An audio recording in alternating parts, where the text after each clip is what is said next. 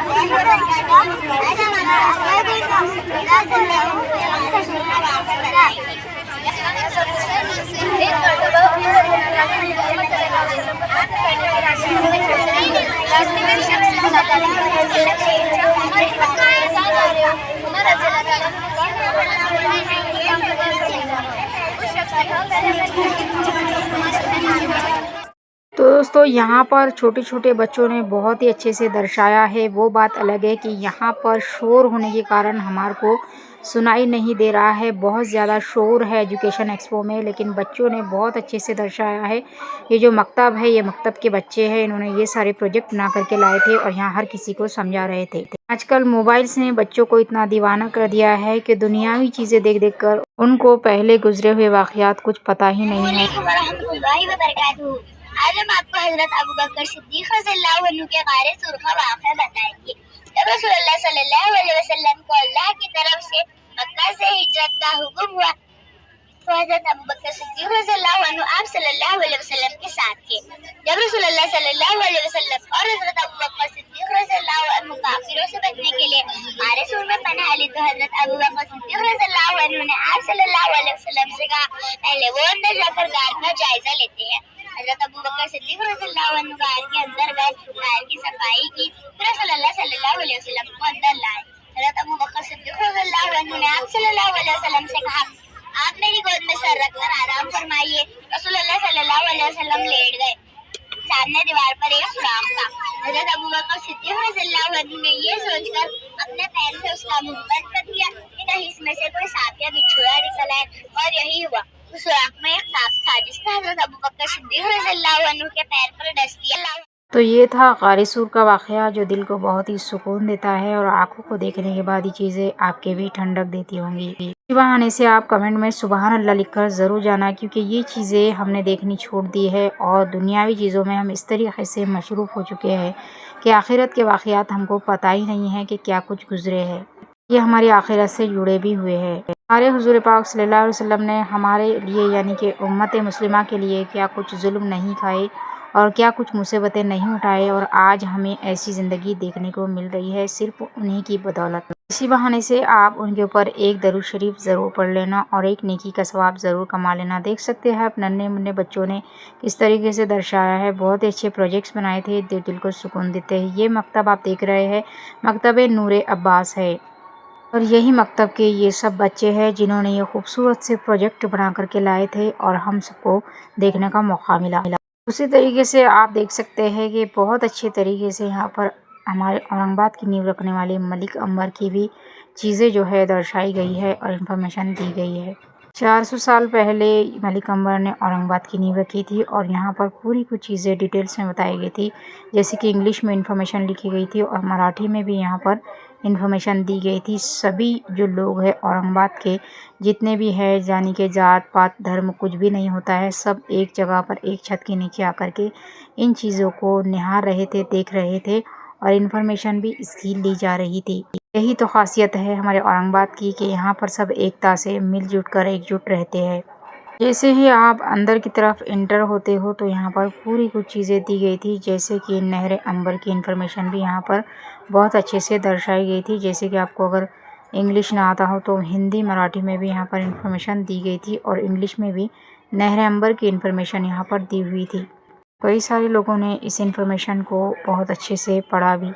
और किस तरीके से औरंगाबाद का नाम जो खड़की शहर से औरंगाबाद हुआ, इसकी पूरी जो दास्तान है यहाँ पर वो दर्शाई गई और पूरी कुछ डिटेल्स यहाँ पर इस पिक्चर के माध्यम से भी बताई गई और यहाँ पर इन्फॉर्मेशन भी मौजूद थी। तो ये इन्फॉर्मेशन भी बहुत अच्छी लगी। आप लोगों को कैसे लगी कमेंट बॉक्स में मुझे ज़रूर बताना। कहते हैं मलिक अंबर ने बहुत कुछ दिया है औरंगाबाद को अपनी तरफ से और वो बहुत ख़ास इंजीनियरिंग की सोच रखने वाले एक महान योद्धा थे। और औरंगाबाद के भड़कल गेट को कौन नहीं जानता, वो भी आप यहाँ पर देख सकते हो। इसके बारे में पूरे लोगों ने इन्फॉर्मेशन ली और सब कुछ यहाँ पर डिटेल्स में दिया हुआ था और लोगों ने इसको बहुत ही पसंद किया।